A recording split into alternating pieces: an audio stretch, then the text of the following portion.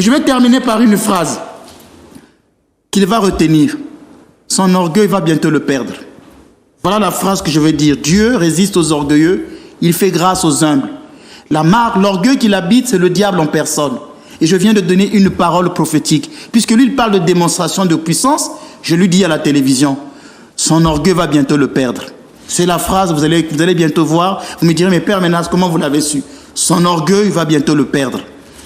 Alors dites-moi, Père Menas, est-ce que vous êtes prêt pour faire un autre débat avec quelqu'un d'autre ou bien vous refusez désormais les débats? J'ai toujours aimé les débats instructifs, les débats qui élèvent. Si c'est un prêtre catholique, vous allez voir, je ne m'énerverai jamais. Parce que je sais qu'il a une formation. Il ne viendra jamais m'insulter ici. Dernièrement, il y a un prêtre catholique qui voulait venir en Martinique faire... moi, j'appellerais ça des changes sur l'Immaculée Conception. Mais devant la dernière heure, il n'a pas pu venir.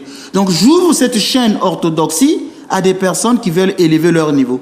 Pas à ces charlatans de la foi. Au début, je pensais peut-être qu'il avait des connaissances, mais je l'ai pesé, j'ai trouvé qu'il n'en avait pas. Donc désormais, ici, sur ce plateau, je ne pourrais plus faire passer quelqu'un si d'abord il n'y a pas eu des présélections d'écoute. On fait une écoute, d'abord on fait un pré-débat, là, à l'extérieur, et si je vois qu'il a de la jojote, on passe ici, on descend. Mais si je vois qu'il n'a rien comme ce gaspille, en fait c'est un tonneau vide qui ne parle que pour parler, alors en ce moment-là, non, je ne pourrais plus accepter. Mais un prêtre catholique, c'est ipso facto, il n'y a pas de pré-débat.